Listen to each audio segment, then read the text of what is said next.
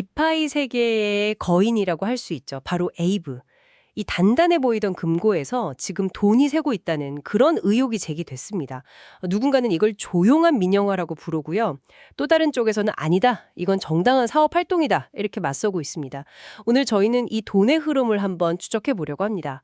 과연 진실이 뭔지, 그리고 이 사건이 왜 우리 모두에게 중요한 문제인지 한번 깊게 파헤쳐 보겠습니다. 네, 이 사건의 본질을 보려면요. 디파이의 아주 기본적인 개념 두 가지를 먼저 알아야 합니다.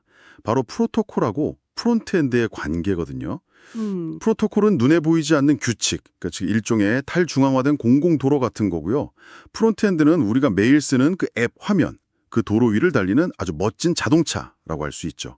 오늘 논쟁은 바로 그 자동차 회사가 도로에서 돈을 벌기 시작했는데 이게 과연 정당하냐, 여기서부터 시작된 겁니다. 아, 공공의 인프라 위에 세워진 사적인 비즈니스의 충돌, 이렇게 볼 수 있겠네요. 들어보니까 이건 단순히 에이브만의 문제는 아닐 것 같다는 생각이 드네요. 앞으로 모든 디파이 프로젝트들이 겪게 될 문제의 시작처럼 들리거든요. 맞습니다. 자, 그러면 이 복잡하게 얽힌 갈등의 실타래를 하나씩 풀어보겠습니다. 사실과 주장을 명확히 구분하면서 이 논쟁의 핵심을 한번 파고들어보죠. 이 모든 게 사실 아주 작은 질문에서 시작됐다고요. 에이브 거버넌스 포럼에요. 어떤 토큰 홀더 한 분이 글을 올린 거죠. 최근에 앱 기능이 좀 바뀐 것 같은데 수수료 흐름이 좀 이상합니다. 딱 이 정도의 의문이었잖아요. 네, 시작은 정말 미미했죠. 그런데 그 작은 불씨에 기름을 부은 인물이 나타납니다. 바로 에이브 커뮤니티의 이익을 대변하는 조직, 에이브 첸 이니셔티브, 줄여서 ACI라고 하는데요. 여기 대표인 마크 젤러가 이 문제를 두고 상당히 우려스럽다, 이렇게 공개적으로 딱 언급을 한 거예요. 그러면서 단순한 기술 문의가 순식간에 거버넌스 전체를 뒤흔드는 큰 논쟁으로 번진 거죠. 우려스럽다. 굉장히 강한 표현인데요. 도대체 무엇이 어떻게 바뀌었길래 이런 말까지 나온 걸까요? 예전, 그러니까 코더블유 수압이라는 게 도입되기 전하고 지금 뭐가 달라진 겁니까? 네, 그걸 이해하시려면 과거 방식을 먼저 봐야 하는데요. 이전에는 에이브 앱에서 수합할 때 파라 수압이라는 기술을 썼거든요. 이때 아주 재미있는 현상이 있었어요. 사용자가 주문을 낸 가격보다 실제 체결되는 가격이 더 좋게 나오는 경우가 있었던 거죠. 이걸 이제 서플러스라고 부르는데 말 그대로 운 좋게 생긴 덤 같은 돈이었습니다. 아, 일종의 보너스 수익 같은 거군요. 그럼 그 돈은 누가 가졌나요? 바로 그게 핵심입니다. 에이브의 핵심 개발사 에이브 랩스가 이 서플러스를 에이브 다오, 즉 커뮤니티의 금고에 기부를 해왔어요. 기부요? 네, 기부. 에이브 랩스 CEO인 스타니 쿠레초프가 직접 밝힌 내용인데 그 규모가 분기당 한 20만에서 25만 달러 정도 됐다고 합니다. 의무는 아니었지만 관행적으로 커뮤니티의 이익을 환원해 온 거죠. 아, 그러니까 예전에는 운 좋게 생긴 팁을 모아서 기부했다. 이런 그림이었는데 이제 커더블 수압으로 바뀌면서 상황이 완전히 달라졌다는 거군요. 이거 마치 단골 가게 사장님이 가끔 주던 서비스를 어느 날 갑자기 메뉴판에 정식 가격으로 딱 올려놓은 뭐 그런 느낌인데요. 비유가 아주 정확합니다. 코더 수압 기술로 바뀌면서 사용자 화면에 약 15에서 25 bp, 그러니까 0.15%에서 0.25% 정도의 프론트엔드 수수료라는 게 명시적으로 보이기 시작했다. 이런 지적이 나온 겁니다. 이건 더 이상 운 좋게 생긴 덤이 아니잖아요. 그렇죠. 앱 사용에 대한 대가로 내는 명백한 비용처럼 보이기 시작한 거죠. 여기서부터 잠깐만, 이 돈은 왜 다오금고로 안 가고 다른 데로 가지? 이 근본적인 질문이 터져 나온 겁니다. 바로 그 지점에서 양쪽이 정면으로 부딪히는 거군요. 그래서 그 돈이 대체 누구 돈이냐? 이 질문을 가지고요. 비판하는 쪽, 그러니까 마크 젤러 같은 사람들의 논리는 뭔가요? 그들의 논리는 아주 간단하고 명료합니다. 전 세계 사용자들이 왜 그 많은 디파이 앱 중에서 굳이 에이브 앱을 쓰겠냐는 거예요. 브랜드 때문이겠죠? 그렇죠. 바로 에이브라는 프로토콜이 수년간 쌓아온 신뢰와 브랜드 가치 때문이라는 겁니다. 그렇다면 그 브랜드 위에서 생기는 수익은 당연히 브랜드의 주인인 커뮤니티, 즉 다오에게 돌아가야 한다. 이게 그들의 주장입니다. 듣고 보니 일리가 있네요. 에이브라는 이름이 없었다면 그 앱이 지금처럼 성공할 수 있었을까? 이런 의문이 드니까요. 맞습니다. 그래서 마크 젤러가 이 상황을 스텔스 민영화, 우리말로 하면 조용한 민영화라는 아주 강한 단어로 비판한 겁니다. 모두의 자산인 공공재, 즉 프로토콜 브랜드를 이용해서 특정 회사가 슬그머니 사적인 이익을 챙기고 있다. 이런 뉘앙스인 거죠. 하지만 에이브랩스를 이끄는 스타니의 생각은 완전히 다른 것 같습니다.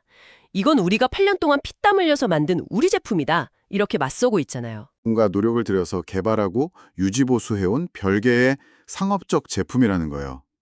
프로토콜의 핵심 규칙을 바꾸지 않는 한 자신들의 제품에 어떤 기능을 추가하고 수익을 내는 건 지극히 정당한 기업 활동이다. 이런 입장인 거죠. 하지만 그 제품이 에이브라는 이름을 안 썼다면 지금처럼 많은 사용자를 모을 수 있었을까요? 결국 프로토콜의 브랜드의 무임승차한 거 아니냐, 이런 비판이 나올 수밖에 없는 지점 같은데요. 바로 그게 이 논쟁의 가장 날카로운 부분입니다. 스타니는 심지어 과거 파라스왑 시절의 수익을 다오에 준 것조차 의무가 아니라 선의에 의한 기부였다고 명확하게 선을 긋고 있어요. 아, 기부라는 단어. 네, 이 기부라는 단어 하나가 양측의 시각 차이를 정말 극명하게 보여줍니다.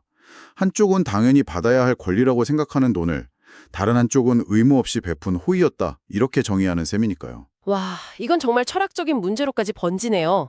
그런데 논쟁이 여기서 끝이 아니었다고요? 마크 젤러는 이 눈에 보이는 수수료보다 더 교묘하고 심각한 문제가 숨어 있다고 지적했죠. 바로 에이브다오의 핵심 수익원인 플래시론 수익이 줄어들 수 있다는 우려. 이건 훨씬 더 복잡한 이야기 같은데요. 네, 여기서부터 논쟁의 차원이 달라집니다. 이건 약간 기술적인 설명이 필요한데요. 이번에 도입된 커와수압은 솔버라고 부르는 아주 똑똑한 해결사를 씁니다. 이 솔버의 유일한 목표는 여러 경로를 막 탐색해서 사용자에게 가장 유리한 최종 결과를 만들어주는 거예요. 마치 가장 싸고 빠른 길을 찾아주는 내비게이션 같다고 보시면 됩니다. 그런데 거래를 하다 보면 잠시 큰 돈을 빌렸다가 바로 갚는 플래시론이 필요할 때가 있잖아요. 에이브의 대표적인 기능이 바로 그 플래시론이고요. 그럼 당연히 에이브의 플래시론을 쓰게 되는 거 아닌가요? 바로 거기가 문제의 핵심입니다. 에이브의 플래시로는 약간의 수수료가 붙거든요. 이게 다오의 중요한 수입원 중 하나고요. 네네. 그런데 밸런서 같은 경쟁 프로토콜은 수수료가 없는 플래시론을 제공하기도 합니다. 컵스왑의 솔버, 그러니까 그 똑똑한 내비게이션은 오직 사용자 이익을 극대화하는 게 목표이기 때문에 수수료가 있는 에이브 플래시론 대신 수수료가 없는 밸런서의 플래시론을 이용하는 경로를 추천할 수 있다는 겁니다. 잠깐만요. 그럼 정리를 해보면 에이브 앱에 설치된 새로운 내비게이션이 최적의 길을 찾아주다 보니까 정작 에이브가 운영하는 유료 고속도로, 즉 에이브 플래시론 대신에 옆에 있는 무료 국도 밸런서 플래시론으로 운전자들을 안내하는 셈이네요. 그것도 에이브가 직접 설치한 내비게이션이요? 정확히 그 비유가 맞습니다. 사용자에겐 이득이지만 고속도로 운영자인 다오 입장에선 통행료 수입이 줄어드니 정말 황당한 상황인 거죠. 결국 사용자를 보호하려고 도입한 기술이 역설적으로 에이브 다오의 기존 수익 모델을 갉아먹을 수 있다. 이런 지적까지 나온 겁니다. 단순히 수수료 주소가 어디냐는 문제를 넘어서 이 새로운 기술 통합이 생태계 전체에 미치는 복잡한 영향까지 봐야 하는 훨씬 큰 문제가 된 거죠. 논쟁이 격해지면서 커뮤니티에서는 특정 지갑으로 이 46개의 이더리움이 들어갔다거나 이건 주당 20만 달러짜리 문제다, 이런 구체적인 주장까지 나왔어요. 이런 숫자들 때문에 상황이 더 심각하게 느껴지기도 하는데 이 부분은 좀 짚고 넘어와야 할 것 같습니다. 네, 그 숫자들의 출처를 명확시 할 필요가 있습니다. 이건 공식 회계 자료나 감사 보고서에서 나온 게 아니고요. 커뮤니티의 온체인 분석가들, 그러니까 블록체인 거래 내역을 돋보기로 들여다보는 탐정 같은 분들이 데이터를 추적해서 제기한 의혹의 근거들입니다. 아, 의혹의 근거? 네. 논쟁을 촉발시키고 여론을 환기하는 데 아주 중요한 역할을 했지만 에이브랩스나 다오가 공식적으로 인정한 확정된 사실과는 구분해서 봐야 합니다. 그러니까 의혹 제기의 근거와 공식적으로 확인된 팩트는 다르다는 말씀이시군요. 맞습니다.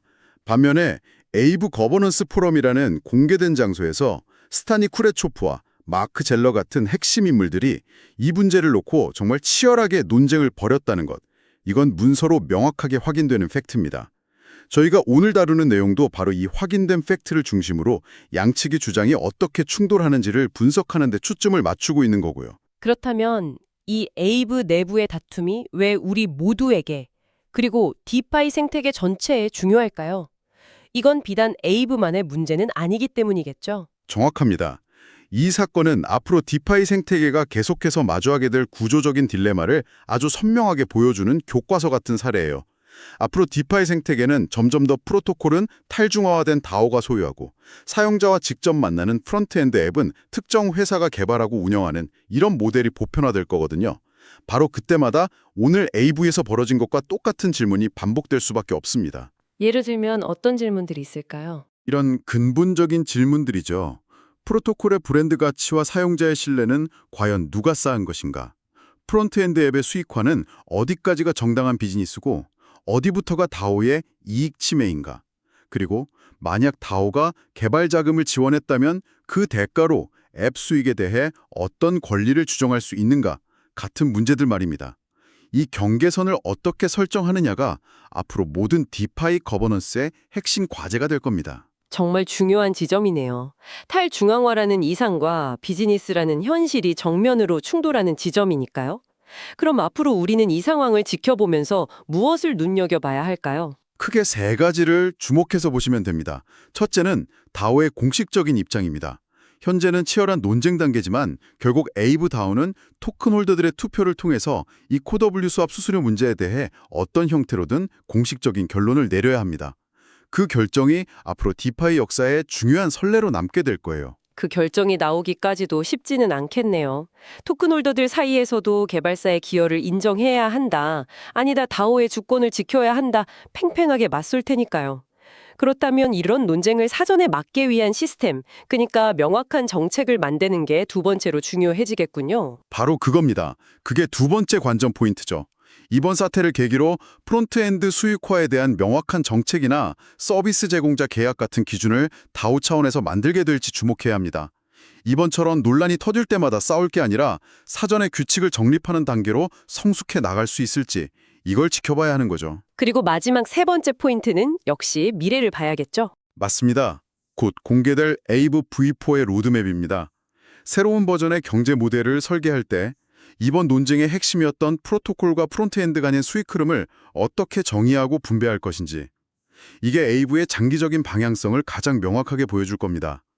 이번 논쟁의 결과가 V4 설계에 어떻게 반영되는지를 보면 에이브 커뮤니티가 이 성장통을 통해 어떤 결론에 도달했는지 알 수 있겠죠. 오늘 이 논쟁을 쭉 따라와 보니까요. 이건 단순히 누가 옳고 그르냐를 따지는 흑백의 문제는 아닌 것 같습니다. 디파이 거버넌스가 미성숙한 단계에서 성숙한 단계로 나아가는 과정에서 반드시 겪어야 할 성장통을 보여주는 아주 중요한 사례라는 생각이 드네요. 맞습니다. 프로토콜이라는 탈중앙화된 공공재와 그 위에 지어진 수익을 추구하는 상업적인 앱 사이의 경계선. 이 경계선을 정의하고 규칙을 만드는 것이 앞으로 거버넌스의 가장 중요한 전장이 될 겁니다. 마지막으로 여러분께서 앞으로 디파이 앱을 사용하실 때 한 번쯤 스스로에게 던져볼 만한 질문을 남겨드리고 싶습니다. 나는 과연 이 프로토콜, 즉 다오의 고객인가? 아니면 이 편리한 앱을 만들어준 특정 회사의 고객인가? 이 질문에 대한 답이 앞으로 여러분이 어떤 거버넌스 결정을 지지할지를 결정하게 될 겁니다. 시청해주셔서 감사합니다.